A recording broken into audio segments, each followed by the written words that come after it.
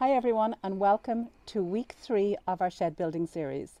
I hope you've been enjoying it so far, but I think you're in for a treat this week because this week's episode is super informative and really interesting. Not that I'm biased or anything.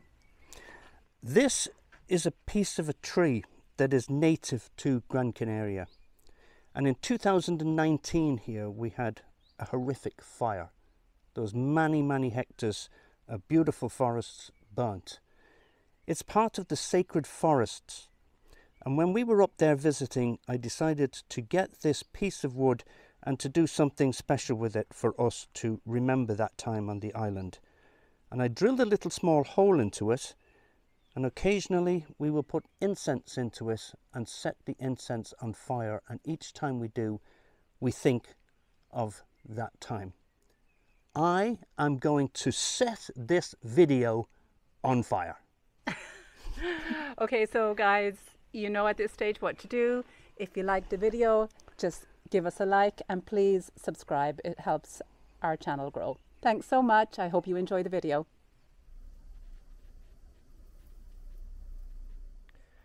So this section of the frame for the first door is now finished, and I'm happy enough with it. To this stage, there's more to go on it, but I've incorporated wood into the steel on both sides to take the hinges, and I've also incorporated some wood here to take for the bolt system that I'm talking about going in. So it'll be hanging from that side, and this will be the side that will be swinging out. Now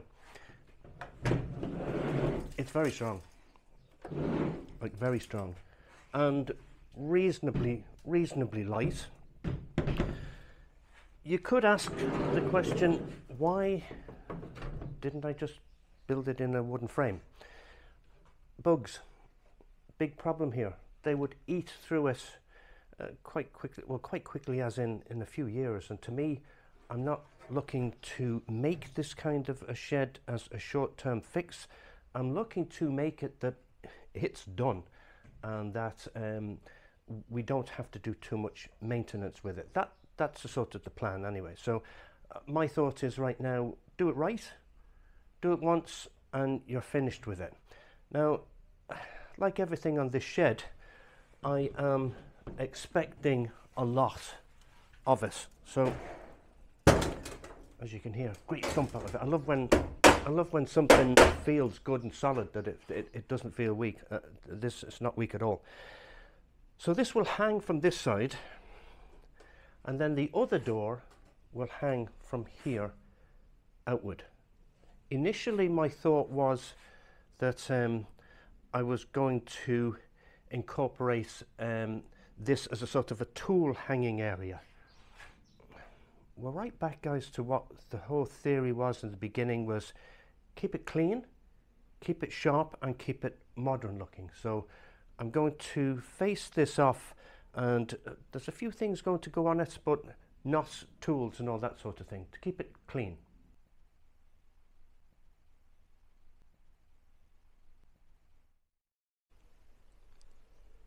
This is the frame for the back wall of the shed. It needs to be strong, and what I'm doing is similar to the roof, because this will be self-facing, and forming an envelope between the actual frame.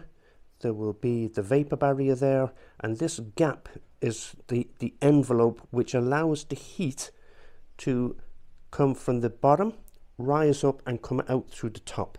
So that's the theory behind that, and this is the stock that I'm using now. Again, I am doing all of this, pre-drilling it and everything, so that it all works when I go to put it back together again. So you can see that we'll go there, this will go here. I have everything marked.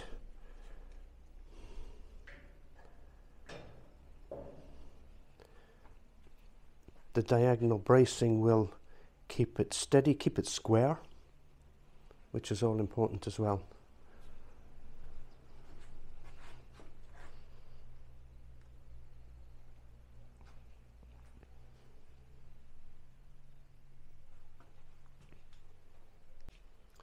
I put a piece of steel along there to keep it straight when I was squaring it, and I clamped it in the centre and the two ends so that I wouldn't have to be concerned about this. So this is dead straight, and I squared it then from diagonally from corner to corner. Exactly the same way as I did with the roof. I have pre-drilled all of these. It gives me a little bit of extra comfort in putting in the screw. If you can imagine trying to put in a self-tapping screw there, if it slips, either the screwdriver or the screw or both could puncture the membrane that's there. So I want to try and counter that. That's it now, complete. Everything that I've wanted to do on that frame from this side is now done. So time to tick that box off, and I'll start on the other side.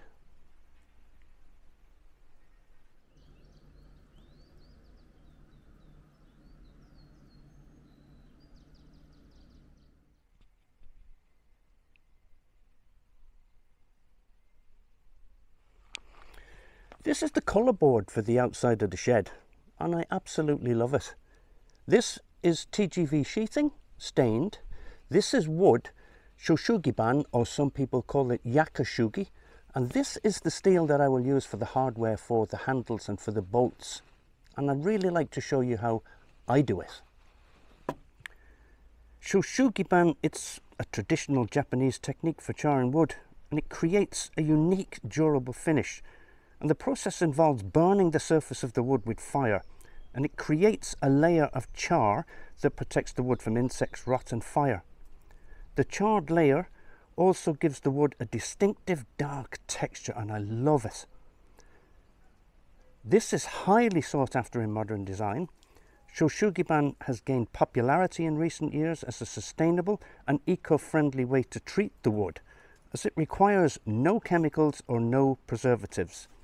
This technique is now being used in various architectural applications, such as cladding and siding. This is what I'm using to burn the wood. I find it very accurate, and I can get the exact burn on it that I want, and if I have to go over it again, I can without any great amount of problems. I really like it. It's controllable, and it works out to be about 50 cents a board to treat it with this, but once it's treated, it's done.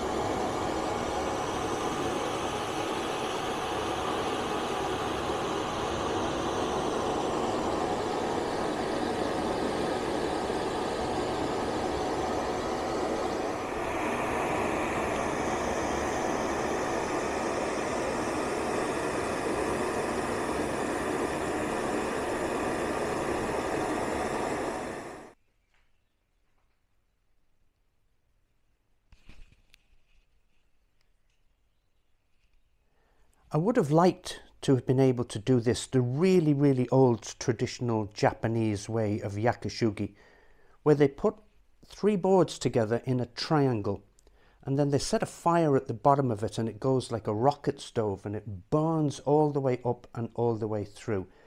But here on the island, there's a fear of fire. So you have to get a permit to do anything with fire here, and quite rightly so. Guys, I could only imagine, with my level of Spanish, going down to the town hall and asking them for a permit to do yakashugi. Now, even if they did understand the process, and even if they did understand me, the laws and the restrictions that are in place against fire are restrictive. and quite rightly so. But I love this finish, so I'm happy with using the torch because I have good control over it, and I'm happy with the finish.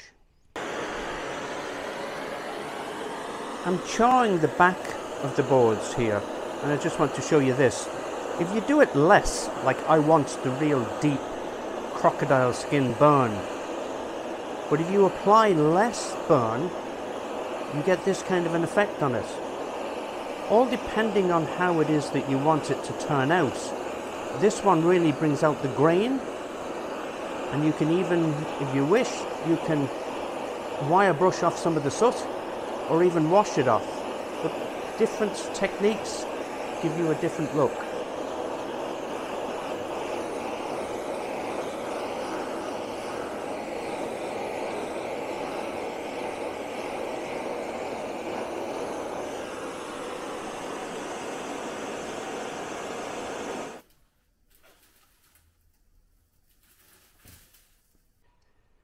Doing this process of Shoshugiban, there is a smell of burning wood in the area where I'm working, and this is actually quite cool.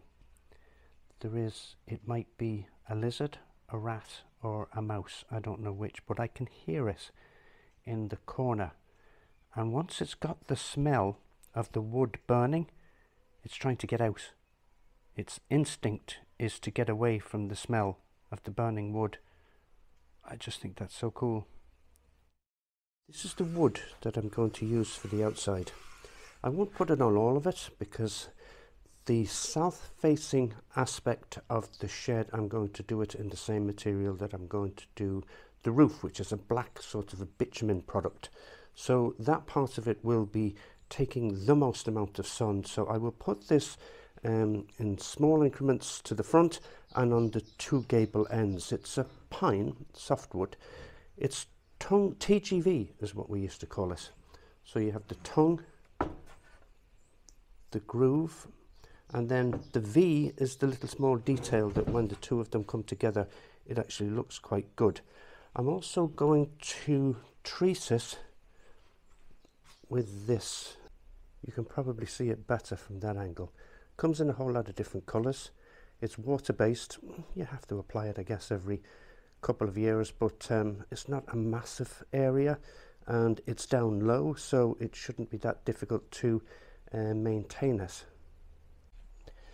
Whenever I'm working with tongue and groove sheeting, I always like to paint it or stain it before I apply it. A few reasons for that. I think you've got much more control over painting it and getting the product finished to a high level. I also like to do the tongue and the groove. Now this is a softwood, and if you can imagine when you're together like this and it's up on the wall and you have everything done and you're trying to paint that, it's difficult to get into that if it's applied and tensioned together. This will expand and contract, and when it does, sometimes it will contract and you will see this colour of the tongue when they come apart, especially with a product like this because it's darker than the actual wood itself. So I choose to do the tongue and the groove and then paint it and then apply it. If you need to, you can touch it up afterwards, but overall I just think it gives a much better and a much cleaner finish. It's not as inclined to run either because it's almost self-leveling when it's flat like this. But when it's like this, gravity is trying to pull down the product that you're putting it on with, and especially if you put on too much paint or stain, it will have more of a tendency to run. When I'm painting these or staining them, I always do the tongue and the groove first before you do the face of it, and just make sure that you get nicely down into it. And this little bench too works quite well. You have a nice angle to work with and you can see what you're doing. And of course I have a drop sheet under me to catch whatever drips. Normally too, try not to put too much on at one time because you could get streaks or it could run, or it just doesn't look good. Sometimes it can be a waste of the product as well. And then get a good coat of it on here.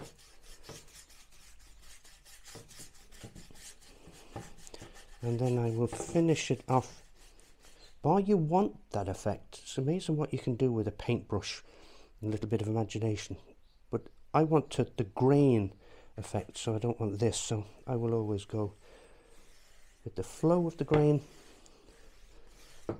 Just make sure that you have good coverage on it. You can kind of feel it too with the brush. Another reason why I like to paint these on the flat is I've done the tongue and the groove on this one, but I just want to show you this. These knots and the general grain around the knot can be quite porous. I like the knots. I think it just gives character to the actual thing itself, but I get quite aggressive when I'm painting something like this. I will put it on quickly, so I won't try to finish as I'm going along. For me, I like to get it on, and then when you have aggressively got that on there and you're happy with the amount that you have on and you're happy with the coverage, then I will finish it. You can sort of go back, make sure that you're well covered, and then this method that I use is either light brush strokes like that, or you can do continuous, and then you can sort of correct whatever it is that you feel is not looking the way that you want it. But speed or technique too is a lot to do with it. If you go too slowly, you can get that the product is drying as you go along. So, and another piece of advice, if I could give you, whichever way you do the first one, whichever technique you like to use, do them all the same. Be consistent, and then the whole thing overall will or should look good. I should probably mention too that there's nothing special about this that I'm painting on. I know that I referred to it as being a bench, but and it works actually quite nicely. It's a patio table from IKEA.